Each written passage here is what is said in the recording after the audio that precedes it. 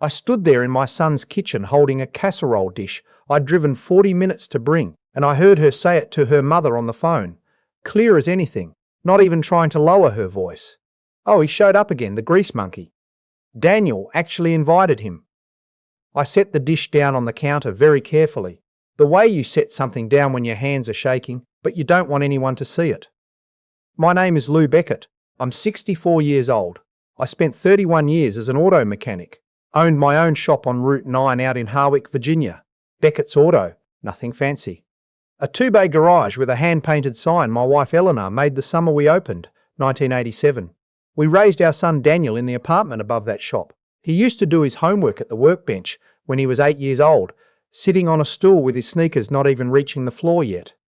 Eleanor died 6 years ago. Ovarian cancer. She was 57. After she passed, I kept the shop running another 2 years, then sold it. The buyer was a young guy from Richmond who wanted to turn it into a coffee shop. I don't know if he ever did. I stopped driving past. I moved into a smaller place in Harwick, about 3 miles from where Daniel had bought his house with his girlfriend Tessa. That was 18 months before she became his fiancée. And that fiancée was the one on the phone, telling her mother I smelled like grease. I do sometimes. 31 years leave a mark. I've washed my hands 10,000 times, and there are still traces in the creases of my knuckles that no amount of lava soap fully gets out. Eleanor used to hold my hands and say she loved them. She said they looked like hands that had actually done something. I stood in that kitchen and I made a decision. I was going to pick up that casserole dish, walk back out to my truck and drive home. I would call Daniel later and say I wasn't feeling well. I would not make a scene. I would not embarrass him. I was halfway to the door when Daniel came around the corner. He looked at my face and he stopped walking. Dad, I was just heading out, I think I. He crossed the kitchen in about 4 steps and put his hand on my arm. Then he leaned in close, the way he used to when he was a boy, and had something important to tell me that was just for me. He said, "Stay. I need you here, and I need you to trust me." That was it. That was all he said. I didn't know what it meant, but I stayed. I should tell you about Tessa Hargrove properly, because none of what came later makes sense without understanding what she was and what she was not. She was not a bad-looking person. She was 31, worked in commercial real estate, drove a silver Audi that she washed herself every Sunday morning. She had the kind of smile that was always slightly ahead of whatever her eyes were doing, if you know what I mean. A smile that arrived a half second before the warmth behind it. Daniel met her at a mutual friend's housewarming party. He called me the next morning, which he never did. Daniel was a night owl texter, not a morning caller, and I knew something had happened just from the hour. "Met someone," he said. "Yeah? She's something else, Dad." I was glad for him. He'd had a rough stretch after his long-term relationship with a girl named, well, it doesn't matter. He'd been alone for 2 years and I'd watched him get quieter in a way that worried me. So I was glad. The first time I met Tessa was at dinner at a restaurant in Charlottesville. She shook my hand with both of hers, said she'd heard so much about me, asked thoughtful questions about the shop. I drove home thinking, good. This is good. It was maybe 6 months later that I first noticed something I couldn't quite name. We were at Daniel's place for his birthday. Just the 3 of us, low-key, the way Daniel preferred. I'd brought a pecan pie from Merle's bakery because it was Eleanor's recipe, and Merle had been making it for us since the kids were small. Tessa looked at the pie, then looked at me and said, "Oh, how sweet! Homemade."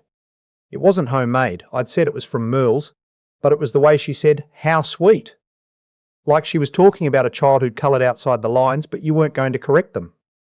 Daniel didn't catch it, or if he did, he didn't show it. I let it go. I told myself I was being oversensitive.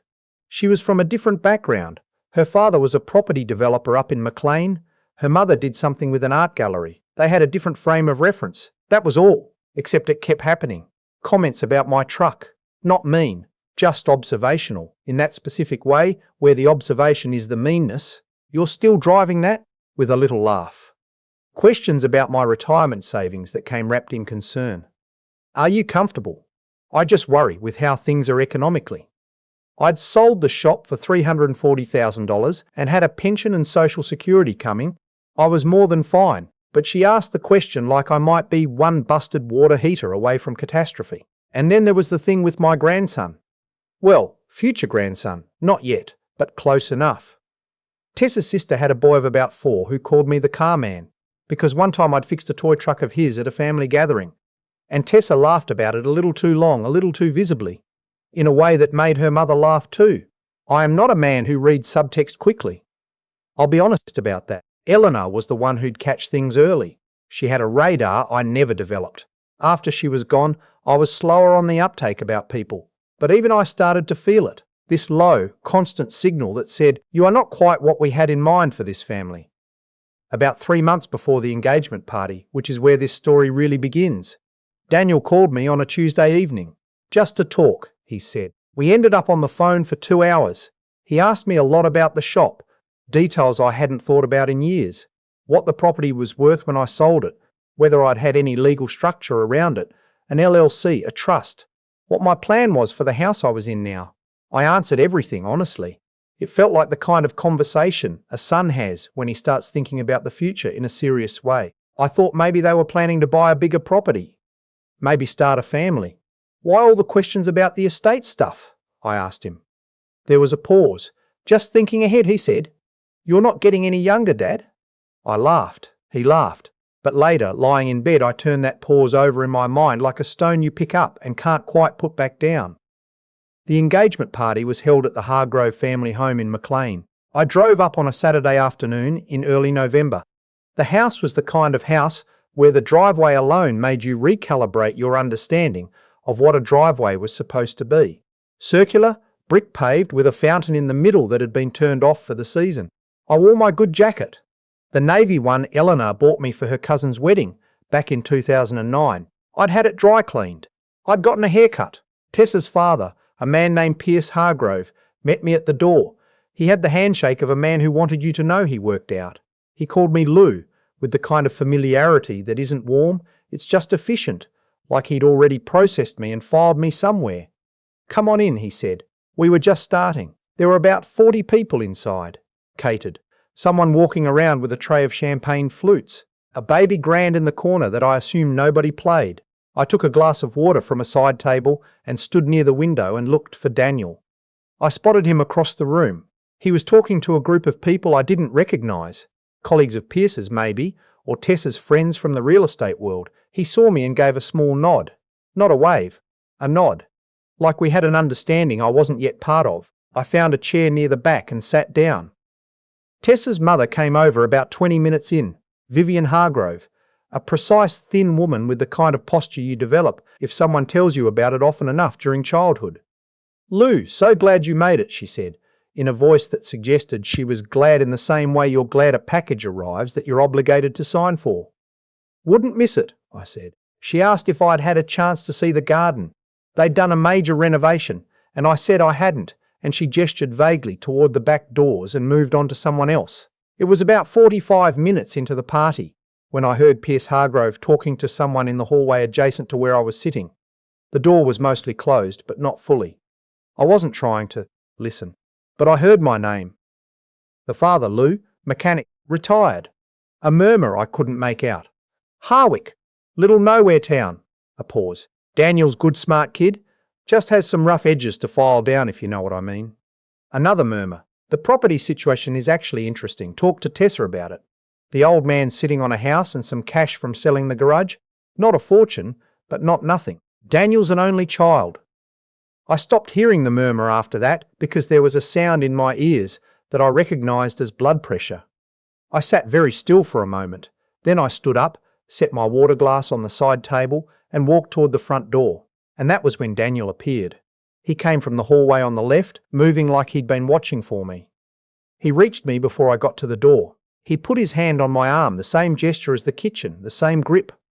He leaned in close. "I know what you heard," he said quietly. "I set it up so you'd hear it." I looked at him. "Don't leave," he said. "Not yet. I need you to trust me. This is almost done." His eyes were steady. My son has Eleanor's eyes, the same grey, the same thing behind them, that I could never fully read but always somehow trusted. "What does that mean?" I whispered. "It means," he said, "that I've been handling this, and I need you to walk back in there with me and act normal for about another hour." I didn't understand, but I went back in. Here is what I learned afterward in pieces over the following weeks as Daniel explained it to me. He had known about Tessa's father almost from the beginning.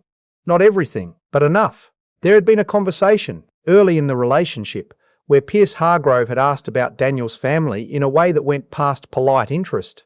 About assets, about plans. Daniel was an engineer. He worked in structural consulting. He was good at what he did and he made a decent living, but he was not wealthy.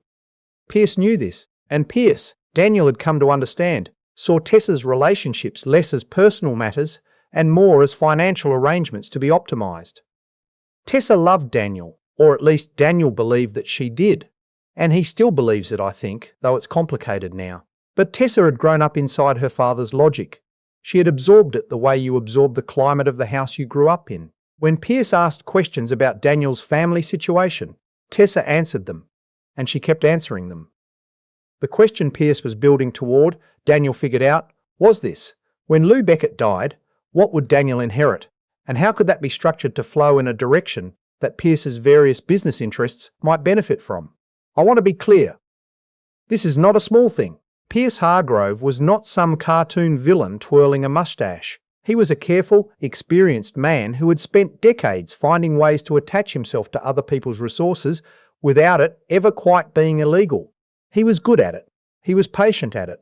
Daniel had figured out the shape of it about 4 months in, and then he'd spent the next 14 months watching it, documenting it, and preparing. He told me about the phone calls Tessa had made to her father after our conversations, because she told her father about our conversations. He told me about the time Pierce had casually suggested, over dinner, that Daniel might want to think about adding Tessa to any joint accounts before the wedding, for simplicity. He told me about the estate attorney Pierce had recommended, a man from his own network, who Pierce had suggested Daniel use to get things in order. Daniel had nodded and smiled and taken the referral card and done absolutely nothing with it. Instead, he'd hired his own attorney. A woman named Patricia. Wait, no. He told me her name, and I want to get this right because she mattered. Her name was Gwendolyn Marsh, out of Arlington, and she specialised in estate law and asset protection. Daniel had met with her 3 times without telling anyone. What Gwendolyn had helped him understand was this: as things stood, I was under no legal obligation to structure my estate in any way that would benefit Tessa or her father. My house was mine. My savings were mine. My decisions about what to do with them were mine. The Hargroves had been operating on the assumption that proximity and planning would eventually get them access. But an assumption is not a document. Gwendolyn had also helped Daniel do something else, a revocable living trust, in my name, with Daniel as successor trustee and beneficiary. We signed the papers on a Wednesday afternoon in late October, 2 weeks before the engagement party. I sat in Gwendolyn's office in Arlington, and I read every page because I was not going to sign something I didn't understand. She was patient. She answered every question. When I signed, Daniel was sitting next to me.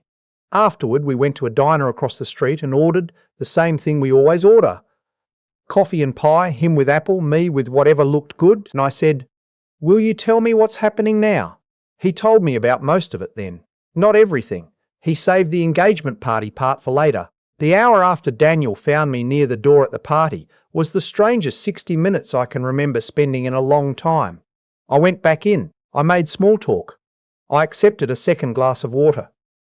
Pierce Hargrove shook my hand at one point and said it was good to have me there, and I said it was a beautiful home, and we both meant neither of those things. Tessa, at some point, clinked her glass and gave a small toast about how excited she was, and how much she loved Daniel, and people applauded and I applauded with them.